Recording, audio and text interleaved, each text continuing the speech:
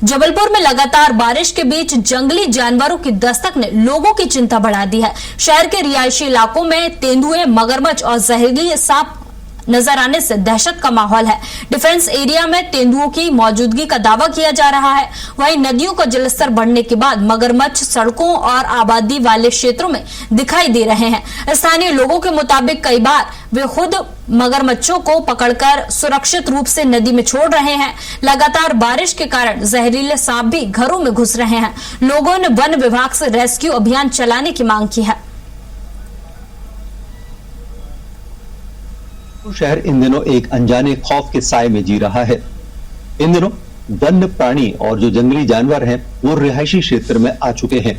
बड़ी तादाद में तेंदुए और मगरमच्छ और जहरीले जो सांप हैं वो इन दिनों रिहायशी बस्ती में आसानी से देखे जा सकते हैं।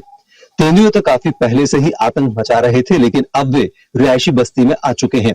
खासतौर पर जो डिफेंस एरिया है, खमरिया का व्हीकल फैक्ट्री का एरिया, वहां पर पाट बाबा मंदिर का एरिया और उसके साथ ही वेस्टलैंड से लगा हुआ चर्च और जो वहां का गुरुद्वारा है, वहां पर बड़ी तादाद में तेंदुए पूरे परिवार के साथ घूमते हुए नजर आ रहे हैं। लोगों के घरों के परिसर के अंदर तक ये तेंदुए प्रवेश कर रहे हैं। असल में जंगलों में तेज बारिश की वजह से उन्हें भोजन नहीं मिल पा रहा है, इसलिए भोजन की तलाश में अब वे रिहायशी क्षेत्रों की तरफ रुख कर रहे हैं। जाहिर सी बात है कि ऐसे क्षेत्रों में रहने वाले जो लोग हैं खौफजदा हैं। वन विभाग कोई मदद नहीं कर रहा है। वन विभाग का साफ तौर पर यही कहना है कि चूंकि अभी तेंदुओं का प्रजनन काल होता है, इसलिए वे रेस्क्यू नहीं कर सकते और उन्हें अभी छेड़ना ठीक नहीं होगा। बेहतर होगा कि इंसान इन जानवरों के साथ ही रहना सीख ले। तो फिलहाल जो वन विभाग है ये उसकी सीख है। आइए बात करते हैं मगरमच्छों की। इस समय मगरमच्छ भी बड़ी तादाद में रिहायशी क्षेत्र में नजर आ रहे हैं।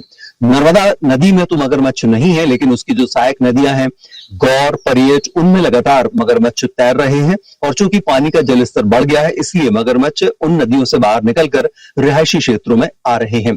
गौर का क्षेत्र हो या फिर परेड से लगा हुआ जो रिहायशी गांव है, ग्रामीण क्षेत्र है, शहरी क्षेत्र है, वहां पर मगरमच्छ आसानी से देखे जा रहे हैं।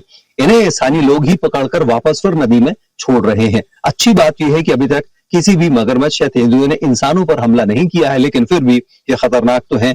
अब बात करते हैं जहरीले सांपों की। चूंकि इस वक्त लगातार बारिश हो रही है, तो पानी से बचने के लिए जहरीले सांप भी इस समय रिहायशी बस्तियों में हैं।